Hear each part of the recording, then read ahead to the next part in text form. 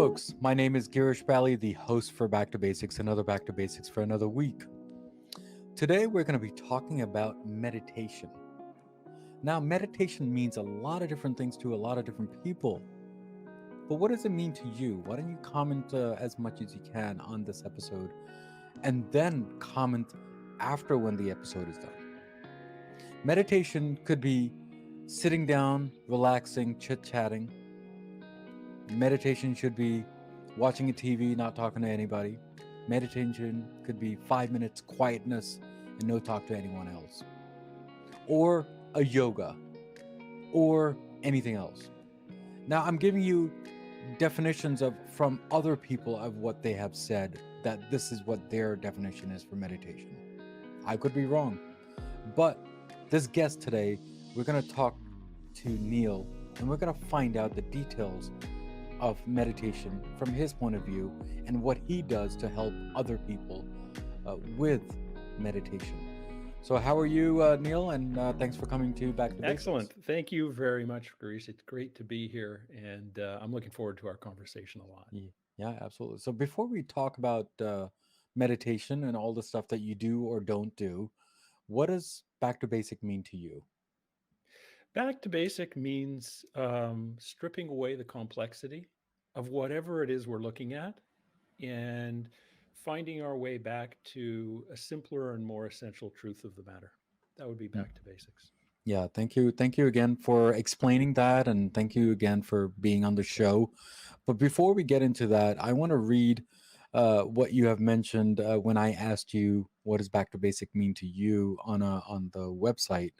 And what you said is a chance to strip things of imposed complexity and come to a deeper, clearer understanding. So do you still agree with that? Of what you have said? I still agree with that. Yes, I still agree with that. I'm a big believer in the depths of simplicity, or the depths that are inherent in back to basics.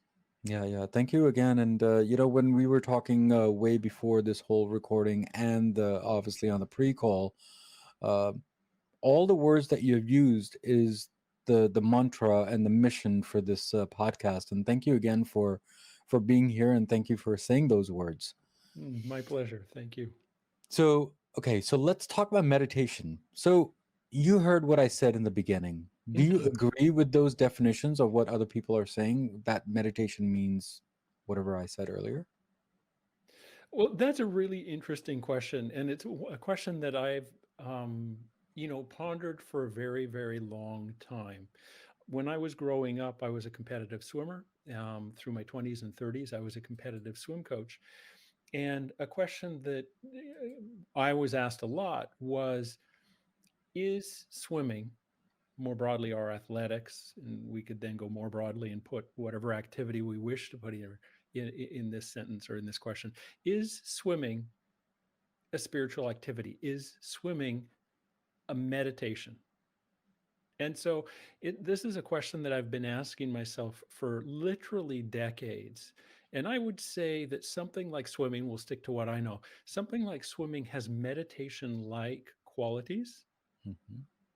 And at the same time, it's not exactly meditation. There are some distinguishing characteristics that the practice of meditation has that the practice of competitive swimming, to stay with that example, doesn't have.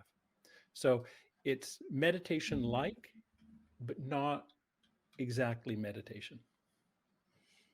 So does that mean that if I listen to music, is that meditation? Or is there a different type of music that it's a meditation? Well, let's go back and define our terms here. I had a friend who was a philosopher years and years ago. She was a philosopher. She used to always insist I define my terms when we were talking, which is a very helpful thing. So what do I mean when I'm talking about meditation? For me, what meditation is, or every form of formal meditation that I'm familiar with, shares this fundamental dynamic, this central dynamic, which is a dynamic in which we take our wandering attention, We deliberately take our wandering attention, that attention that's wondering about breakfast and lunch and dinner and the work meeting and the date we have later tonight and all that kind of stuff. We take that wandering attention and we deliberately place it somewhere. And when that attention wanders, we bring our attention back. Hmm.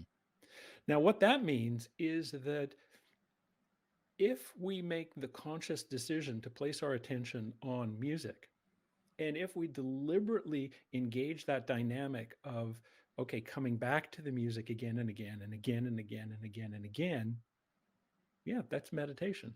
We're placing or deliberately placing our attention somewhere. And when our attention wanders, consciously, deliberately, repetitively placing it again. So just to be clear, you're saying that I'm just giving you an example. Uh, if I listen to, let's say, a rap music over and over again, that means that I'm channelizing that same type of music over and over again. So that's more like a meditation. That's what you're saying? It's like a meditation if you deliberately place your attention on that experience. And I know when I listen to music, which I do a lot, I'm not actually deliberately placing my attention on the music. I'm actually letting my attention rest in, Rest. kind of a bigger space, and the music just sort of happens within that. So that's actually not meditation in the way that I'm talking about it here. But were I to deliberately place my attention on the music or on that image or on that sound or on the breath or on my lower belly, that's meditation. So basically, you're saying that you focus on other items besides just the music when you're sitting down or even, I guess, standing, I guess, right? So is that what you mean? I focus. Can you rephrase that? Sure. For example, if I listen to a music, right? Yeah. I don't listen to the music, but I just focus on other items Yeah. like your body, your mind, your spirit, or the things around you instead of that particular sound. Is that correct? Whenever we deliberately place our attention on something and deliberately come back, Hmm. meditation practice. Yeah, very cool. Thank you. Thank you so much, Neil, for explaining that because you know what? People do need to understand that. And I'm learning this also at the same time. Well, I know So, in my experience, I spent a number of years sitting in meditation posture with my eyes closed, believing that I was meditating. hmm, But I was just, my mind was just wandering and drifting. I didn't really understand this central dynamic. So to my limited understanding, I was meditating, but now look back, it's like, oh, that was a misunderstanding. I didn't hmm. understand the basics of meditation enough to actually do the practice. Yes, yes, yes. You know, obviously we are doing video and audio platforms. So guys who are listening, just be patient because I'll be doing some you know definitions and demonstrations too. So Neil, let's say if I was just sitting around and watching TV, right, and put my fingers this way for the next, let's say, 5 minutes or 10 minutes, does that actually mean that I'm actually focusing on the connection of my fingers, or am I focusing on the show? It doesn't necessarily mean that I'm focusing on that point of contact Hmm. until I deliberately take my attention and place it there. Hmm. So, okay, so that makes sense. So thank you again for that. So does meditation also mean that I need to just sit down for 20 minutes? Is that a myth? Because I think people they say that if you stay still for at least 20 minutes, 30 minutes, that means that you're zoning or cutting things out around you and then focusing on yourself. I think there's a couple of things that are really helpful to um, uh, speak to there. One is when I first started teaching, which was about 15 years ago, I did offer a prescription for how much we should meditate. And it never went very well. It just sort of took the wind out of everybody's sails, having me impose, like, okay, this is what you need to do. And I now believe that, the appropriate duration and frequency of meditation practice for us is a frequency and a duration that respects or that meets our inspiration as individuals and respects the realities of our lives. Hmm. And so if that means that we're meditating 3 times a week for 5 minutes a day, well, that's our meditation practice. Hmm. If that means we're practicing an hour a day, 7 days a week, well, that's our meditation practice. For me, Hmm. the key thing is what's your inspiration? And if your inspiration is to meditate this much, but not that much, there's not much point in me saying you have to meditate that much. Hmm. What's your inspiration and what are the realities of your life? Because Hmm. for some people to ask for, let's say, 30 minutes a day, it just doesn't respect the realities of our lives. We've got jobs and we've got kids and we've got dinner to ready and we can't fit it in. But 5 minutes, I can do that. Hmm. So So let me ask you this, if you don't mind, Neil. Um, what does routine and habits mean to you, or is there a difference for you? a difference between routine and habits. Hmm. That's an interesting question.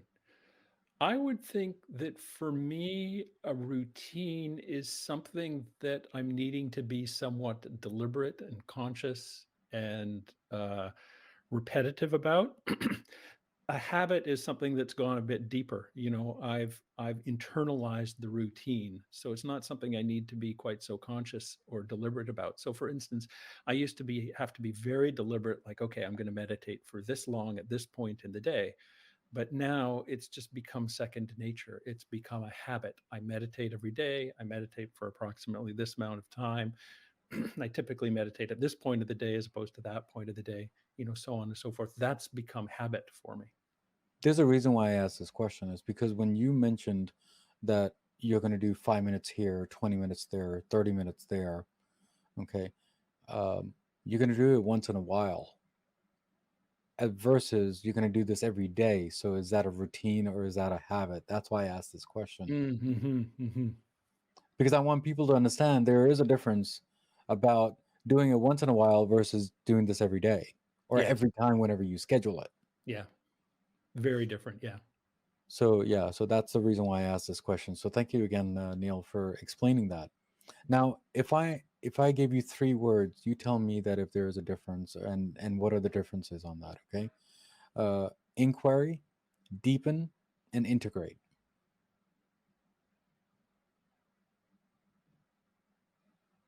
Inquiry, I think, would be my willingness and capacity to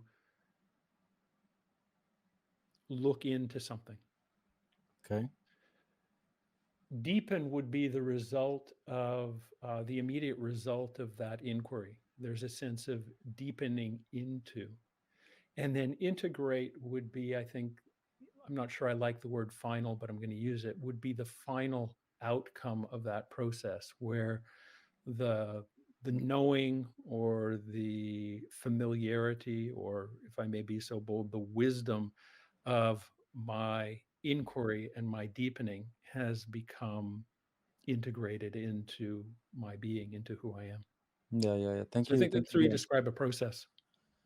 The reason why I asked this question, you know why I asked this question, right? No, I'm So curious.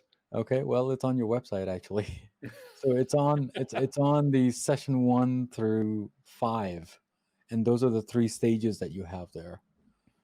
So that's why I asked this question, that if someone wants to talk about meditation and the processes and what are the stages, Hmm. what do they go through? And I think according to your website, that's what you go through. I think that's a good description. Yeah. You know, Yeah, yeah. So thank you, thank you again, Neil, for that. Let me ask you this: is there a difference between meditation and yoga? Because when people, they think yoga, they think meditation, and vice versa. yeah, there So is what a, are your thoughts on that? I mean, there is a difference. And I'm going to speak a little bit about yoga, which I don't know much about, so let's allow that.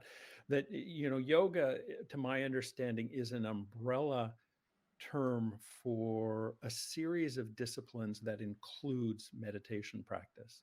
Hmm. So, yoga as an umbrella includes meditation, but it's not limited to meditation practice. Hmm. And and then meditation, if we're looking at meditation as an umbrella, it's a more focused umbrella where we're looking at this one particular practice that involves us bringing our attention back again and again in this deliberate, Mm. focused, repetitive way. Yoga for me, I think, if I'm not wrong, sounds more of an exercise versus meditation, you're staying still in one place. I think that's the popular understanding of yoga as the postures, and yoga's actually is a full discipline, is much more than the postures that we've become very familiar with here in the West. As I said, it's really understood as an umbrella term that includes the postures, that includes meditation, includes a number of other disciplines and practices. Yeah, yeah. So thank you again. And guys, if you're listening to this and if there's a difference between the two, please do comment and do let me know that if I'm wrong, I'm wrong. I have no issues with that. But we need to learn from each other to understand the differences, if there is a difference. Mhm. I have a person who here is all about meditation, but then I need you, someone, to let me know what yoga is all about too. And if you want to be a guest too, then let me know, and then we can make that as a a routine habit episode of yoga. I don't know if that means anything. So, Neil, if you don't mind, um, can you explain to people that who you are and what you do, and from your own perspective, if you don't mind? Yeah, well, I've been meditating really since I was a teenager. I was a competitive swimmer, as I mentioned, and I was away at a swim meet, and our assistant coach taught a bunch of us how to meditate. And I was intrigued, and I stayed with it for a while in the manner that I talked about, just closing my eyes and thinking I was meditating, but not really in retrospect engaging the practice. About 30 years ago, I started to give my engagement a bit more structure. I began to study and practice in two successive communities that were rooted in Tibetan Buddhism. Hmm. And then after my own career as a swim coach ended, I started to teach. Hmm. A couple of years ago, my relationship with the second of these communities that I mentioned ended sometime in early 2020. And I found myself at a bit of a crossroads. I knew I wanted to continue teaching meditation. I knew I wanted to teach embodied meditation, which was the form I'd been working with for 20 years. Hmm. I knew I wanted to take the work deeper in some way, but I wasn't quite sure how or what that meant. And I conducted a bit of an inquiry. I looked back on my own teaching experience over the previous decade and a half. And it seemed to me that the people who went deepest with this work, the people who seemed most affected, whose lives seemed most affected by this work, were not necessarily the people who practiced the most or studied the advanced text, so to speak, but it was people who practiced and studied regularly Hmm. and at the same time found ways to mix this stuff with their everyday lives. Hmm. And this has become the focus of my work. How do we practice in the study in the midst of our everyday lives? How Hmm. do we mix our formal meditation practice with our experience out in the world, our work and our grocery stores and our soccer games?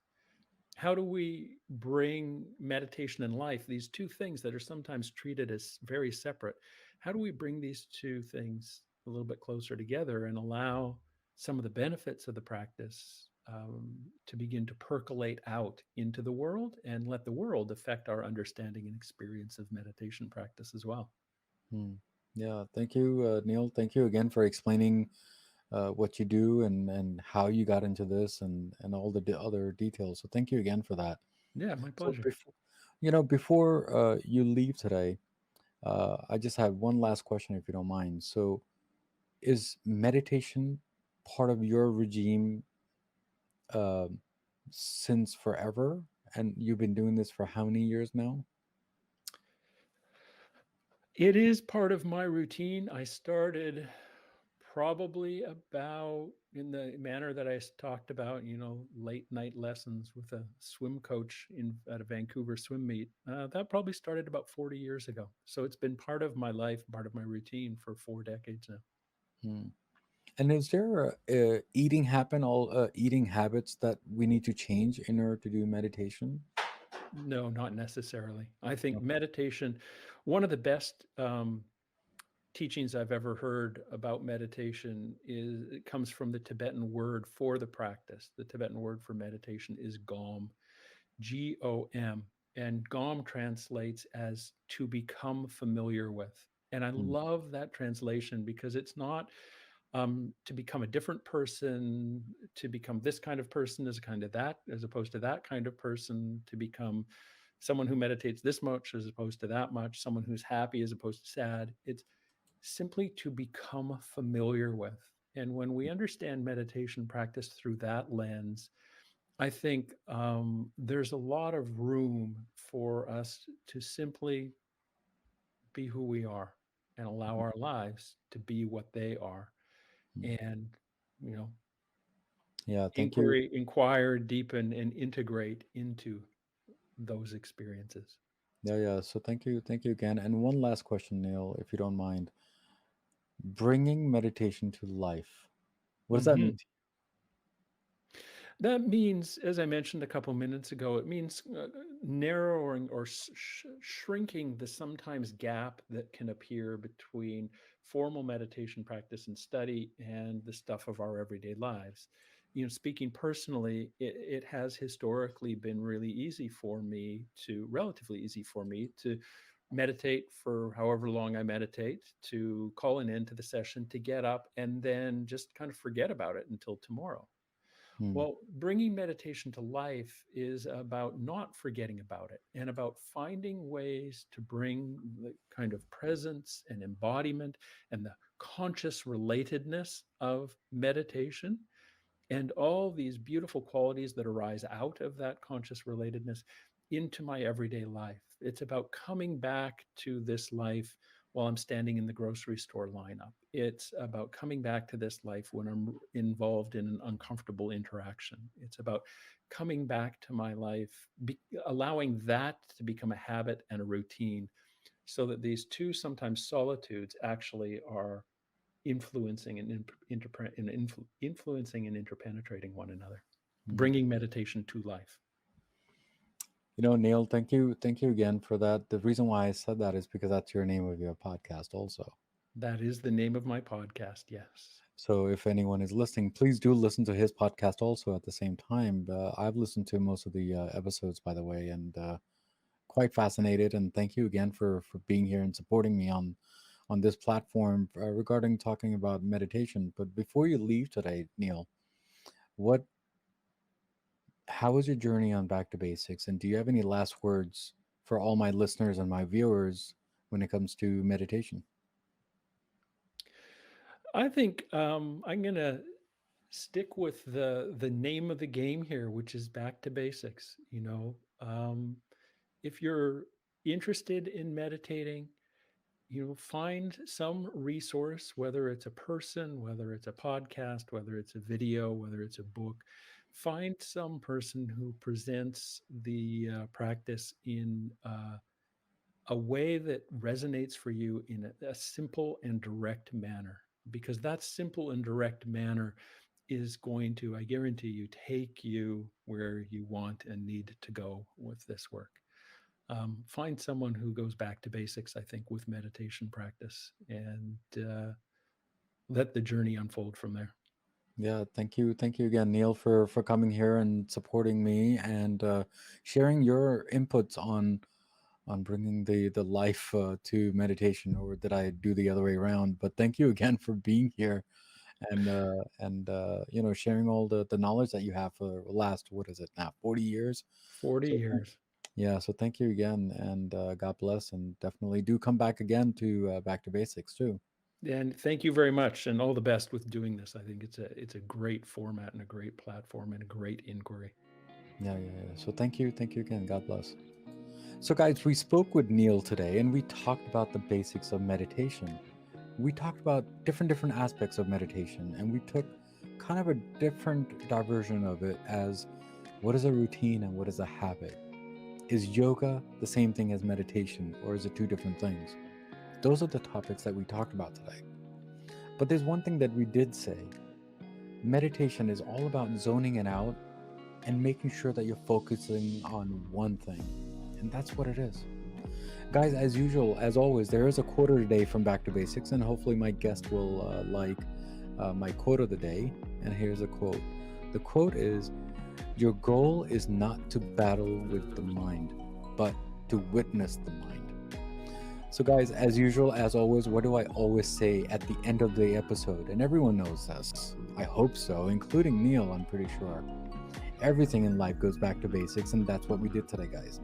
Guys, take care, God bless, and keep on commenting as much as you can on all my episodes, because your comment makes me stronger day by day, week by week. Because, yes, I am releasing episodes every day, every week on Back to Basics.